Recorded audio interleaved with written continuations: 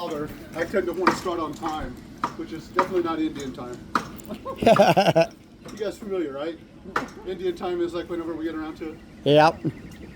My name is Mark. I'm the director of Take Flight Wildlife Education. I get to be the director because I'm the only one in the company, so that works. And believe it or not, this is all I do. You know, I go to schools and garden clubs and scout meetings and Renaissance fairs. You guys have been to a Ren fair? You know, people dress up in costumes and ladies sing old songs and guys dress up as knights and try to kill each other. Of course, I go as the Royal Falconer. I take the birds and I talk about the magnificent sport of falconry in the Middle Ages and the Renaissance, and then I talk about science and conservation. Yeah. You should see me in tights. Maybe not, but I do this because I want people to meet some really amazing animals up close, learn a little bit about them. I think it's important. So today we're going to talk about my favorite subject. We're going to talk about birds of prey. Now you realize, of course, that when I say bird of prey, I do not mean to go to church on Sunday. It's a bad joke you left out. Bird of prey as in a predator, superbly forged by nature to kill and eat small, cute animals. Okay, that sounds bad too. Basically true though. It doesn't make them a bad guy, it just makes them a predator. And people have thought that birds of prey have been cool for thousands of years, and maybe they'll figure out why. A couple of things you guys need to know. This is going to be interesting. They do not live in these boxes all the time, that's just for travel. At my house, we have a great big building just for the birds. Every bird's got its own big chamber. They do not get along. There are minimum federal guidelines to the housing of these animals. Get inspected by a conservation officer every couple of years. And they are certainly not pets. You know, it's like, oh, they're so cute. You know, but I don't go out and catch birds so people can see them. All these birds were injured or orphaned or something happened to them. They can't survive in the wild. That's the only reason they live with me. All right. Now, if you were a bunch of fourth graders, I would warn everybody to be relatively calm and quiet. You know, fourth graders. But I'm not too worried about you guys. Because no matter how tame they get, they're still wild animals.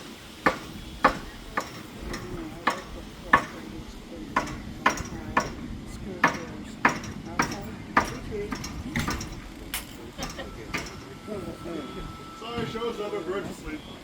Yeah. You guys ever seen a bird sitting on one leg with one leg tucked under the feathers all relaxed? That's what she's doing. Oh, pretty good. Wake up.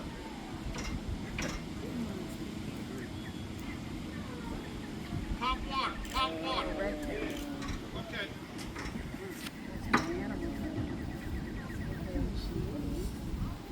Fire! Good job.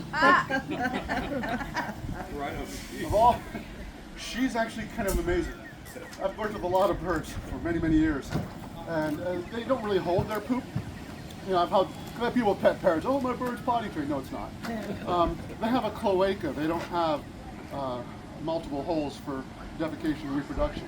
And birds are lightweight, so they don't hold their poop. But they got to go. They go. All right. But there's certainly muscle and movement attached. So when she's in the box, all relaxed. Luckily, she doesn't usually poop in the box very much. But when I get her out, she'll all moving around. It's time to go. The other birds are not that nice to me. And they clean out the box all the time. Anyway, this, my friends, is a red-tailed hawk. Her name is Rose, but she doesn't know it. Okay, that sounds like a joke too. It's actually kind of an important point because, folks, as you well know, people are really weird about animals. We have a tendency to be anthropomorphic. You don't know what that means, right? It's got to be on the test. No, just kidding. No, anthro means human. You've heard of anthropology? The study of ancient human life. Dig up a skull. Look, Australopithecus, our cousin. That's anthropology because anthro means human. So when we're being anthropomorphic, that means we look at an animal and we think it's like a little person with feathers, right?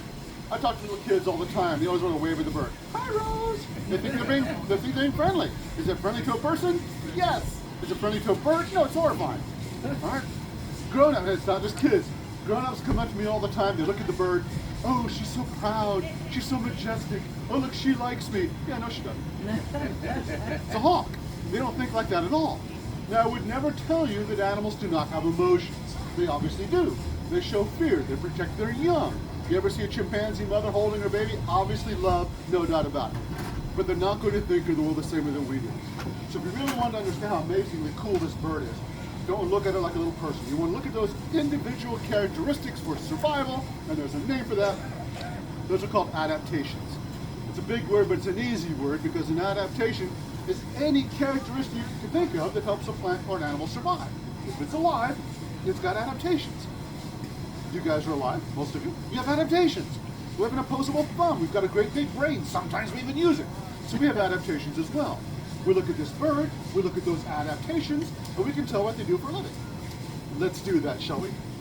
The first adaptation that most people recognize about a red-tailed hawk is usually the wickedly hooked beak.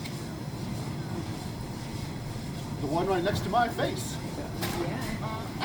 You know, people always say, hey, Mark, does that bird bite? I don't really know. Hawks rarely bite for self-defense. Most birds do. I've been bitten by lots of birds in my life, mostly parrots. And when a parrot bites, it's really unpleasant. What's a parrot's adaptation? It's not a nutcracker for a beak. Right? Those big cute cheeks, hello, those are muscles. So the parrot bites, really lays one on you. But eagles, hawks, falcons, kites, harriers, all these birds of prey, their beak isn't made to crush things. It's simply to rip flesh into bite-sized pieces. What a pleasant thought. Here's my face. If she bit me, would it hurt? Yes, would it draw blood? Probably. But it's not her primary method of self-defense. If this bird felt she had to defend herself from me, she wouldn't bite me, she would foot me. And that's what it's called, being footed. The feet are the business end of a bird of prey. Something's spooking her out a little bit, I'm not sure why. No, she's a little bit nervous. The eagle over there. No, it's all kinds of things, mostly people. She thinks everybody's big and scary. Anyway, you can see that I'm wearing the big old heavy glove. It's not because she's thinking to herself, oh man, if it wasn't wearing that glove, I'd get him. I'm wearing the glove because when I walk around, it's like a tree swing in the breeze. Hawks do that all the time. She's holding on so she doesn't fall off. If I wasn't wearing a glove, that would hurt. She's got super sharp claws called talons. Very strong feet and legs. That's how they kill their prey. That's how they defend themselves. Now it's kind of hard to see her talons against my glove. They're both dark. So if I stick my thumb under here, you can see her talons aren't needle sharp. And I don't sharpen them. That's natural. That's how they grow. That's not even the big one. There's the big one. She's got daggers for toenails. Now, wait a minute. I just stuck my bare thumb underneath the hawk's talon for your entertainment. Might not have been the smartest thing. But you got to poop again, though. Is she trying to go through my thumb right now? No. Could she? Oh, you all say yes, like you know. Well, you're right. She could go right through my thumb. But that's all right. Piercings are in these days. Sorry. That'd be a really hard way to get one, wouldn't it? I like one of those lip piercings. No, just one. Good. No, she's not trying to go through my thumb for two good reasons. Reason number one, she's not afraid of me. Fear is the number one reason why any animal might try to hurt you. If I were driving along and saw an injured hawk at the side of the road, leapt out of my van going, oh, you poor innocent woodland creature, I'll save you. You can see me doing that, can't you? And I grab the hawk, and I hug the hawk, and I kiss the hawk, and that'd be bad. Because hawks don't speak English. I'd be going, it's all right, I'm not going to hurt you. And the bird will be thinking, it's all right, he's trying to kill me. But Rose and I have been working together for several years. She's quite used to this sort of thing. She's not afraid of me. We're good. The second reason why Rose does not try to kill me, and this is just as important, Rose does not realize that I'm edible. Think about it. When you're working with a predator, that's the last thing you want for them to know. You don't want them to look at you and go, wait a minute, you're big and you're slow and you look tasty. That would be bad. But Rose doesn't think like that, so we're all right. Hooked beak to rip up the food, sharp talons to kill her prey. How does she find her food? Eyesight. You've heard of being eagle-eyed or hawk-eyed. It's absolutely true. When you see a red-tailed hawk soaring in the clouds, bird can see a mouse on the ground. I'm not kidding you. This bird can look at your eyelash or see a mouse a quarter-mile away. Their eyes aren't even round. They're big in the back and smaller in the front. What you see of her eye is the small part. It gets bigger back at her skull. Her eyes are huge. You'll also notice when you look at eagles and hawks, they look like they're pretty much in a bad mood all the time. Don't they? They always look like this. But they're not. We do this to keep the sun out of our eyes, but you can't do this and flap your wings at the same time. So eagles and hawks have a bony ridge over their eyes. It makes them look fierce, mean, proud, ha-ha! Yeah, it's not there for that at all. It's just another adaptation. It keeps the sun out of our eyes because red-tailed hawks hunt during the day. You folks all know what red-tails eat, right? You know, dogs, cats, small children are not on the list. No, they prey primarily on small ground-dwelling mammals. Mice and rats and ground squirrels primarily. Although a hawk this size will take something as big as a rabbit, which is pretty impressive because Rose only weighs 3 pounds, and she's a big girl. They also take snakes and lizards, even occasionally other birds. But if a red-tail's got to catch another bird, it's probably going to catch it on the ground. She's not built for high-speed dives to catch a bird in flight. That's what falcons do. She's not built for quick turns to catch a bird in the woods. That's what a Cooper's hawk does. A red-tailed hawk is built to soar. Use those fantastic eyes, find things hiding in the grass. So you all know that Rose is a red-tailed hawk, and why is she called a red-tailed hawk? It's probably because of the red tail. Now it's not bright red, it's kind of a brick red or a barn red, but on a sunny day, you see a red-tailed hawk banking against the clouds, sunshine on their back, no doubt about it, it's a red-tailed hawk. But just to confuse you, beautiful. Being confused is fun. A red-tailed hawk does not have a red tail for the whole first year of its life. This is confusing, you guys ready? Life cycle of the red-tailed hawk. Mom and Dad hawk make a big stick nest in a tree. Here in Indiana, it's usually about March. And by the way, a nest is not a home for birds. It's a nursery. It's just a place to raise babies because eggs don't fly. So, make the big stick nest, lay the eggs, keep them warm for about 30 days. They hatch out. You have cute little fuzzy baby hawks in the nest. But they grow really fast. They go from cute fuzzy baby hawk to full size in 6 to 8 weeks. 2 months and they're full grown. Not only that, with birds of prey, females are bigger than males. So when Rose was 2 months old, she was bigger than her own dad. Can you imagine that? Father and daughter sitting on the side of the nest. The dad will be doing this. Yep. This is my little girl. Go kill stuff. But that's what hawks think all the time. You know what? I kind of know how that feels. I was not lucky enough to have a little girl. I didn't have a little boy. He just turned 26 years old. He's 6'5". I'm 5'6". Isn't genetics fun? At least I get to go. This is my little boy. Go kill stuff. Anyway, birds of prey. Females are bigger than males. The male or female, when they leave the nest, they don't have red tail feathers. They've got light brown tail feathers with dark brown stripes. If they make it to their first birthday, most of them don't, it's not easy being a wild animal, about 70% die the first year. If they make it to the next year, then they molt, lose their old feathers and grow new ones in, and that's when they get the red ones. And that's how I know that Rose is 7 years old, because when I met her about 7 years ago, she was injured in the wild as a young hawk, as many of them are. She had striped tail feathers, which means she was a first-year bird. My old red-tailed hawk did finally pass away. His name was Jack, because he was blind in one eye, Jack, sorry. And when Jack died a couple years ago, he was 32. Yeah, when I first started working with Jack, I was skinny with dark brown hair. When he died, he looked almost exactly the same except for the tail feathers. Meanwhile, I look like Santa Claus. So Rose could live another 25 years pretty easy. All right. So Rose has been a pretty good girl handling all this craziness out here. So I think she deserves a reward. So I'm going to feed her a little snack. I'm going to feed Rose her favorite snack, which of course is a dead mouse. She doesn't understand English. I just happen to be lucky. That behavior is called a rouse. When they raise the feathers and shake them off and lay them back down. When you've only got one set of feathers a year, you got to take good care of them. So she's doing this. Laying her feathers, making sure they're clipped. So I'm going to feed her a dead mouse. If you don't want to watch a hawk eat a dead mouse, then don't watch. But no yelling and screaming. Even Rose the Wonder Hawk might get scared.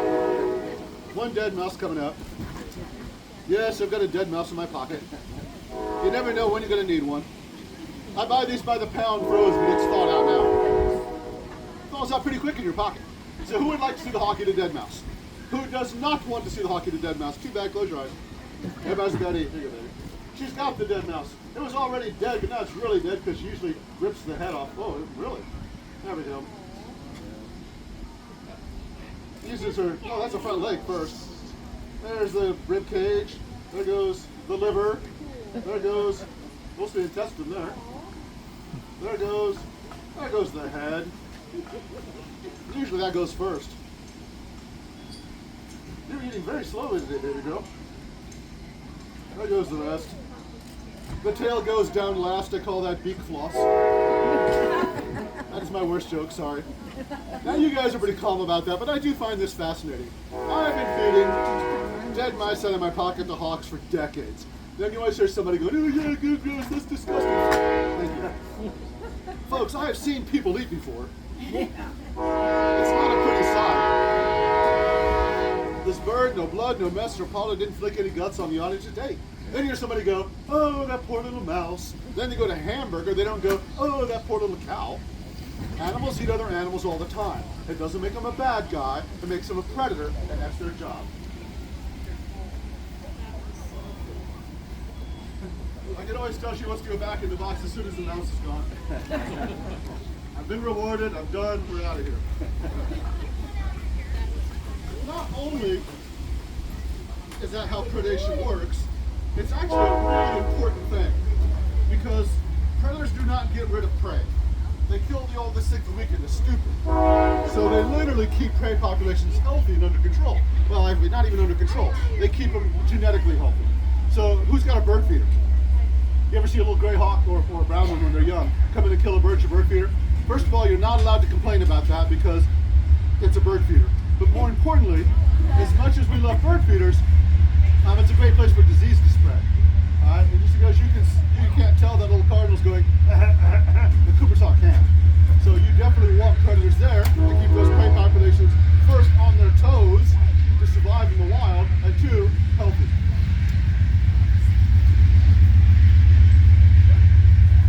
I knew I should have set that speaker up. I have a little portable speaker. Next show. Can you guys still hear me all right? Rose is a red-tailed hawk and not a red-tailed falcon. And what's the difference? It's not size and it's not color. It's shape and behavior. They're big hawks and small hawks. Big falcons and small falcons. Brown hawks and gray hawks and brown falcons and gray falcons. We all confused? Plus they change color. A first-year red-tailed hawk doesn't have a red tail. A first-year Cooper's hawk, when it first leaves the nest, full grown, is brown with a speckled tummy and yellow eyes. An adult Cooper's hawk after the molt is gray, no brown, bars, no speckles, and their eyes turn blood red, same bird. So if you saw an adult male Cooper's hawk next to his own daughter, she'd be bigger and a different color. That'll throw you right off. Welcome to bird watching. But you can always tell by behavior and shape. So I have here the cutout shapes of two birds of prey in flight. One's the shape of a hawk and one's the shape of a falcon. Before you guess, you don't need to guess, you already know the answer because you know what hawks eat. Snake, mouse, lizard, rabbit, all those things are on the ground. So if you're trying to find a mouse hiding in the tall grass and went zipping across the field at breakneck speeds, you're going to starve to death. So hawks don't do that. They soar, they glide, they sit on a telephone pole for 4 hours. I'm not telling you that hawks are lazy, they are not. I once saw a big old female redtail like Rose, she's a big girl. I saw this wild redtail come out of a tree 75 yards out, pumping hard the whole time. At the last second, she pitched straight up to gain more speed, rolled over the top head first, tucked her wings, crashed into a 6-foot-tall thorn bush, and caught the rabbit. That is not a lazy bird. I was looking at another falcon and we looked like this. And she didn't have a scratch on her. Their feathers are like overlapping samurai armor. That is what they are built to do. Find hard to find prey, camouflage, and crash in after them. Falcons, on the other hand, well, falcons often eat other birds. Well, it's easy to find a bird, see them all the time. Not easy to catch one. If you want to catch another bird, you've got to be faster than they are, and falcons are among the fastest animals in the world. So knowing that a hawk is built to soar like a kite, and a falcon is built for high-speed dives, everybody point at the shape of the falcon. Which one looks faster? Which one looks like a jet? Which is all sharp and pointy? Which is on this side?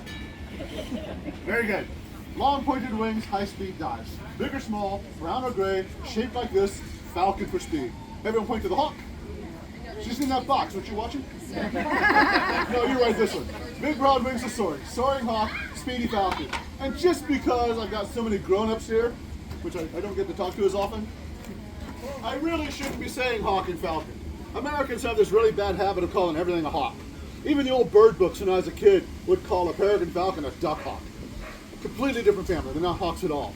Not only that, genetically, they're not even related to hawks. Falcons are more closely related to parrots than they are to hawks. Yay, science. It's a murder parrot.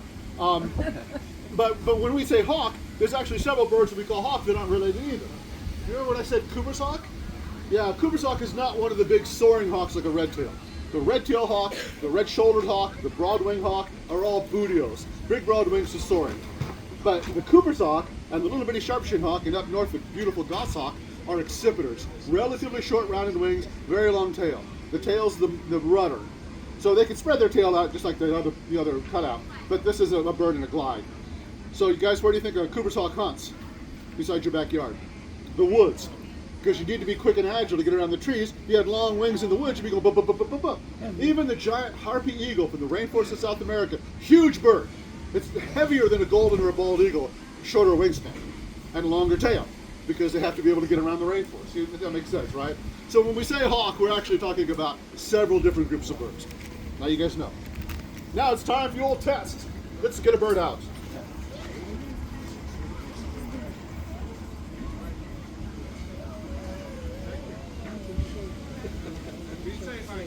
He's tiny, so when you're small, it's a big, scary world. Hey, buddy, come on.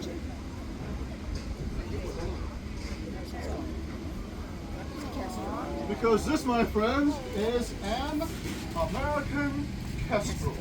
He is full grown. That's as big as he will ever get. He's several years old. He weighs about 5 ounces. This is under 20 grams. This is how big a kestrel is. His name is Chip. He doesn't know it either. So here's your test. Who thinks the American kestrel is a small hawk? Possible. Who thinks the American kestrel is a small falcon? Possible. Who's not willing to guess because you don't have enough information? Don't you wish every test was like that? Is it A, B, or C? I have no idea. Now you probably, well, we didn't talk about poop very much. Here's why hawks shoot their poop. The babies are in a big stick nest for 6 weeks. If you were pooping the whole time, that'd be disgusting. So as soon as they can, they back up, lift their tail, and shoot over the side. Roast can go 6 feet on a good day. Falcons poop straight down because they don't make a big stick nest. Most falcons lay their eggs on the cliff. Well, if you're a baby falcon sitting on the edge of a cliff and you poop straight down, who cares? Look out below. Guess which kind of bird my wife doesn't mind in the house? Falcon. Yeah, if I have a new falcon, I can sit there and watch TV, the bird on the glove, put a piece of paper on the floor, bird poops straight down, no big deal. Hawk hits the walls, she hates that. All right, but more importantly, the American kestrel is actually kind of tricky because like a hawk, they catch most of the food on the ground. Lots of grasshoppers, lots of mice, things like that. But like a falcon, they will catch small birds in the air. So what does that tell us? Nothing. Because a Cooper's hawk is a hawk that catches mammals and birds. Where do they nest? Hawks make that big stick nest in a tree. Falcons on the edge of a cliff. What do kestrels do? They don't do either. They nest in old woodpecker holes in dead trees. There's only one sure way to tell the difference, besides the poop, of a hawk and a falcon, and that is the shape of their wings. Now look at his wings. Are they big and broad or long and pointy? Long and pointy. That makes him a Falcon. falcon. Very good. The American kestrel is the smallest type of falcon found in North America. Do not be fooled by their small size. I was. When I was a young lad, reading books about hawks and falcons, and yes, I really did, I thought kestrels are kind of wimpy. They eat grasshoppers and mice. That doesn't seem like a falcon. They hover next to the highway. That doesn't seem like a falcon. And it's true they do those things. But I've been watching birds my whole life. My dad was a scoutmaster, bird watcher, kind of outdoorsy guy. I've seen kestrels do stuff I could not believe. I once saw a wild kestrel kill a starling. Little black speckly bird, same size he is. Yeah, nailed it, rolled down a hill, came up on top, strangled it. Oh my gosh. I once saw a wild kestrel on top of those great big metal power towers. The big four-legged ones out in the country, the big flat top. I said, oh look, hey, there's a kestrel up there, bobbing her head. You guys see Chip bobbing his head? Thank you. He's not agreeing with me, he's triangulating. He's getting a reading from high and a reading from low, makes a triangle, allows his brain to calculate distance. So every time they bob their head, they're going, got it, got it, got it. Hey, can you do me a favor, move that way a little bit more? You know, like things right behind it. You're doing great, thanks, man. So anyway, so I thought that bird might be fine to kill something. That'll be fun. Hooray, yeah. Then she came off of that tower, used the height to gain speed. That was nifty. Leveled off, went zipping across this enormous field. Oh my gosh, where's that bird going? I found out. She dipped down really close to the ground. She was using a row of bushes to hide her approach. How fun is that? She barrel rolls over this hedgerow and tried to catch an English house sparrow by somebody's bird feeder. I didn't see whether she caught it, but I was so impressed, I paced off the distance. And from the tower to the bushes, it's about 300 yards. 3 football fields. Hey folks, if you see a sparrow 300 yards away and you think you can catch it, you're a falcon. I mean, no one else even consider that. She's basically up there doing this. 300 yards. I'm going to kill that. So maybe a tiny little bird, but it is a true falcon, just a smaller version. So you folks now know more about birds of prey than most people you will ever meet. Again, my grandfather probably would have called this a sparrowhawk. And that's really confusing because not only is it not a hawk, in Europe and Asia there's a group of birds related to our Cooper's hawk that really is a hawk, the Eurasian sparrowhawk. So the sparrowhawk does exist, this is not it. Alright? This is the American kestrel. And the bad news about these guys is their population has been declining in North America about the last 30 years. We're not exactly sure why. But you can almost always count on habitat loss as being the biggest issue most animals face. But the cool thing about kestrels, they don't mind living around people at all. I live in Indianapolis, man. I was downtown at an art fair, the Talbot Street Art Fair. Somebody's front yard had a dead tree in the front, had howl in it, kestrels were nesting in. I had kestrels nesting in a broken cinder block, made a hollow hole at the parking garage of Methodist Hospital in downtown Indy. So they don't mind living around people, but they have to have the holes to nest in and meadows and fields to hunt grasshoppers and mice, which we tend to mow down. But if you have anything around your house that might be like that, any meadows or fields, go online, look up how to build a kestrel nest box. They're not that hard to build, and you can get little falcons nesting right in your yard. Wouldn't that be fun? If you have more woods by your house, you put it in the exact same box, you're more likely to get screech owls. They both nest in the same kind of holes. You can't go wrong. I'm pretty lucky. I got a woods behind my house and a field next door, so I put one of those boxes up. I got squirrels. But you might get lucky and get a falcon or an owl nesting in your yard. Like I said, you now know more about birds of prey than most people ever meet. I was coming home from a program in Chicago a couple years ago. I kid you not, true story. And a semi-truck goes barreling past me. It was Falcon Transportation Systems. Had a big drawing of a bird on the side. It was a hawk.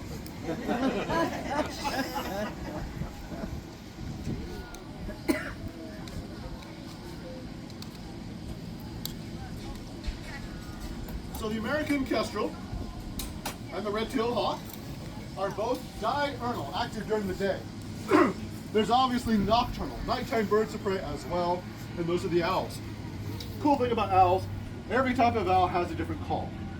So if you're not camping in the woods and not hearing an owl hoot, you can tell what kind it is, and that's handy because owls are hard to see. So you get, she's ready. So you guessed it, to help you out, I'm going to do some owl calls for you. Everybody's got to have a hobby. Here's what you're listening for. If you're this one, yeah, maybe. You ever heard of a tree before? Little tiny owl. You also sound like this, same bird.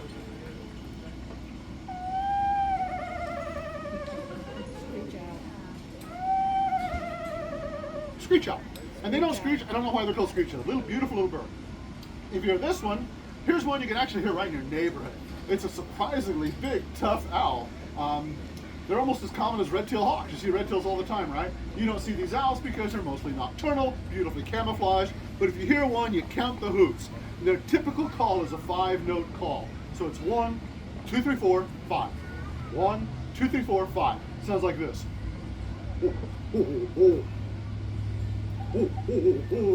That's a great horned owl. But if you hear this one more. This is the one the old bird books say they go, who cooks for you? Yeah. Who cooks for you all? I'm not making this up. All the bird books say that, but it sounds more like this. Who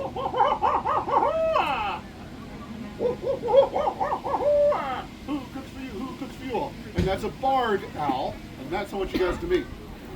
Now my barred owl is only about 1.5 years old, and he's still kind of new at this. And sometimes he comes out of the crate with a little more enthusiasm than I care for. Don't worry, he settles down.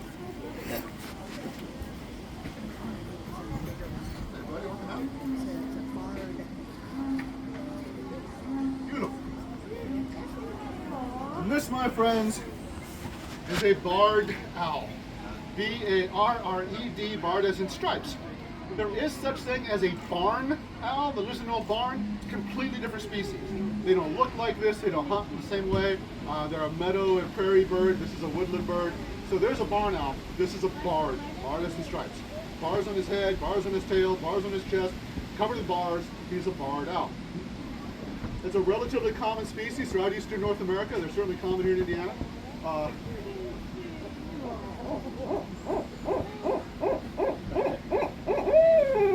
He is just starting to learn how to do it. Good job, buddy. I don't have a gray horned owl anymore, but I used to have a female gray horned owl. And during the breeding season, her hormones are going so crazy, I couldn't get a word in edgewise. I mean, this is a gray horned owl. Her name is Minerva. She likes to I couldn't do it. But this bird is he's got to be, I keep saying he or she. My other 2 barred owls over the years I've had were both females. The wildlife rehabilitator where this bird came from was sure it was a male. I think probably it's a female because it's big. So we don't know yet. If she lays an egg next spring, then I'll know. With birds of prey, the females are bigger than the males, but sometimes there's some crossover. It's just kind of hard to tell some days. Anyway, being a nighttime species, they have all these adaptations that are different than a hawk or a falcon. Huge eyes to see in the dark. They can pick up light 100 times better than we can. The wide, flat face actually helps them hear their ears are right next to their eyes and they face forward. So the wide flat face of an owl is like doing this with both hands all the time. It's like having a satellite dish for a face. And that's why owls look different than other birds. It's to help them hear. My favorite adaptation, silent flight.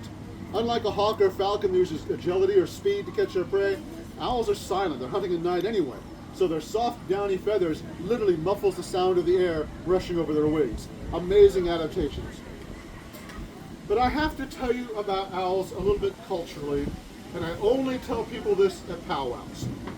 First of all, I look white, but my mother was Native American. Miami Indian. She was called Little Indian Girl when she was teased at school. So, you know, my grandfather was Lemoyne Marks up in Wabash. Presidents of the past, one of the people they interviewed. So anyway, I've been around Native Americans a lot.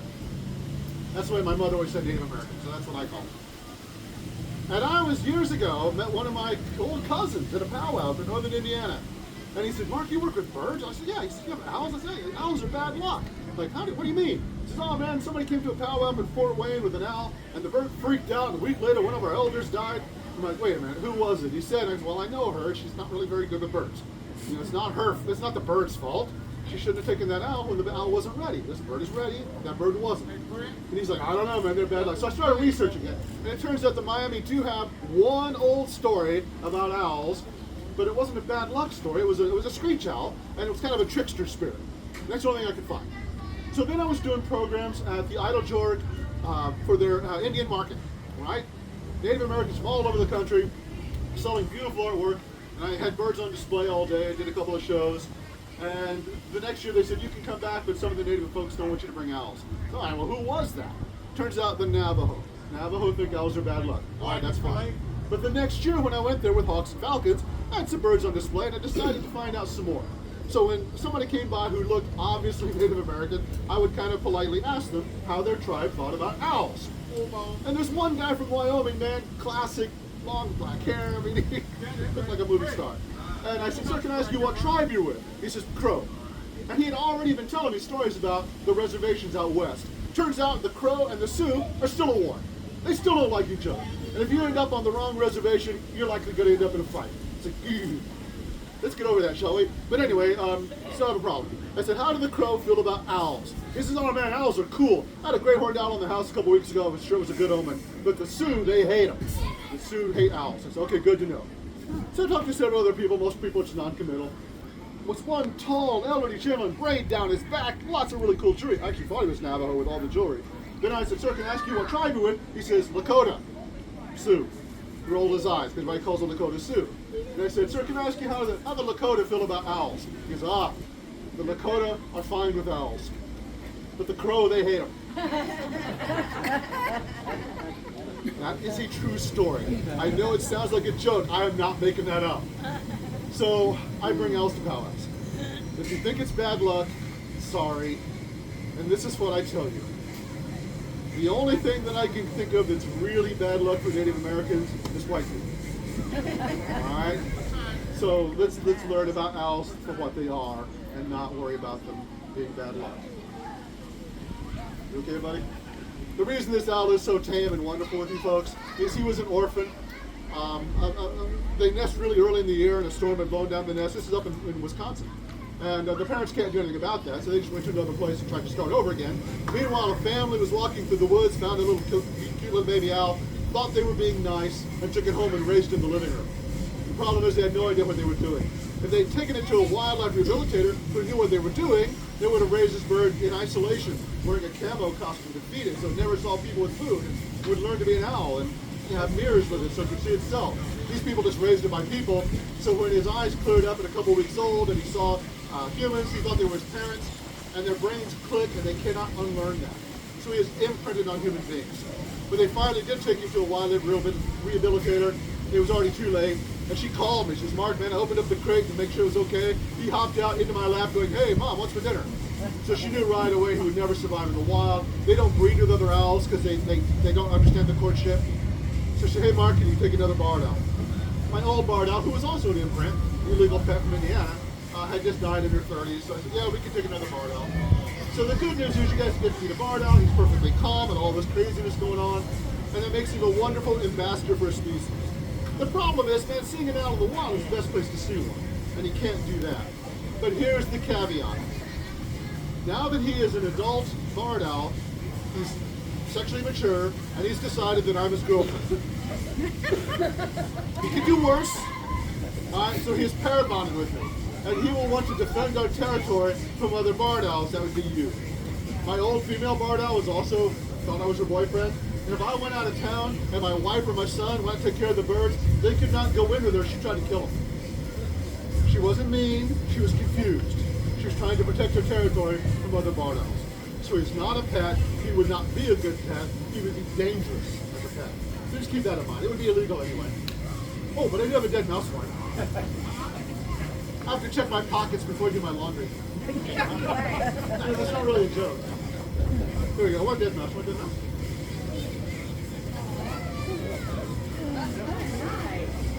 He just swallows his whole. Like Joey Chestnut. There's still a tail down there, buddy. Alright? You guys have all heard of owl pellets? Lots of birds do that. Hawks and falcons cast their pellets, but they digest the bones. So if you dissect a hawk pellet, you won't find any skulls. If you dissect an owl pellet, they don't digest bones, so you find the skulls of the things that they're eating. But gulls cast it, fish scales as pellets, crows and ravens, all the predatory birds do. Even songbirds who eat insects all summer long, they cast up pellets of insect exoskeletons. It's just a natural thing for birds to do. They cook too, trust me. But the pellets are through their mouth. Alright, buddy, you did a great job. Sometimes he wants to go to the box before I'm ready. There you go. Come on. So my friends, you have met a red-tailed hawk, an American kestrel, and a barred owl. And you might be thinking to yourself, hey Mark, this bird's pretty cool, so what? Why should we care whether it's a hawk or a falcon or what kind of owl hoots which way? Well, this is why. Because the more you learn about nature, better off you're going to be. Because no matter what you ever do, you're part of nature too. And people forget that all the time. Let's go to the park and visit nature. Great, what are we going to breathe tomorrow? Always need clean air, always need clean water, always a safe place to live because you're a mammal. And you rely on a healthy ecosystem for your very existence. How do you tell whether an ecosystem is healthy or not? You look at the stuff that lives there. And here's the scientific formula that everyone needs to know. If you don't remember anything else, try to remember this. You've all heard the term biodiversity bandied about, right? Bio means life, diversity means a lot of different stuff. So biodiversity is a scientific term. It refers to the number of species in any given ecosystem. Not the number of individuals, the number of species. You see a bunch of pigeons in a field, that's only one species. You see 1,000 different species, now we're talking. And here's the scientific formula that everyone needs to know. The greater the biodiversity, the more species living there, the healthier the place is. Ta-da! It's just that simple. And you know it's true. Think about it. You go to beautiful, pristine wilderness or a rainforest. What do you find? Thousands of species. Mammals and birds and reptiles, crustaceans, mollusks, insects, plants, and fish. All kinds of stuff living there. Must be a good place to live. You go to polluted creek kind of factory, what do you find? A few crawdads, a few minnows, one carp. Not very many species. Which is healthier? More species, by definition, means it's a healthier place. And this is true for the whole planet. And this is why we worry about endangered species. It's not because we like them. I just love giant pandas. Yay. But every species is just as important. And every time a species of plant or animal becomes extinct and gone forever, that means our overall planetary biodiversity is suddenly a little less than it was before. That's a problem. That means it's less healthy than it was before. That's a problem. Because we live here. And we rely on that healthy ecosystem for our existence. But there are success stories. Now, one more bird to show. Of all the birds I work with, she was the most high-strung and nervous. It's not her fault. She was injured in the wild, has a crippled wing. So I feed her on the glove. And while she's eating, it helps her stay pretty calm. You guys get to watch her while she's eating. But she's a falcon, not a hawk. What do falcons eat? Birds. So I'm going to feed her a bird. It's called chicken. Of course, it's not just any chicken. It's a cute little dead baby chicken. Happy Easter. You know why she gets a cute little dead baby chicken? Because we eat eggs. Where eggs come from? Female chicken butts. But it only comes from the females. So the big farms that raise egg-laying hens, they throw the males away, use them for fertilizer. So I buy little boxes full of frozen little dead male chickens for falcon food. Everything's connected. Your breakfast, her lunch.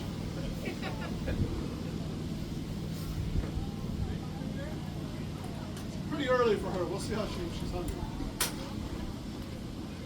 Looks good, maybe. How about her? Maybe not.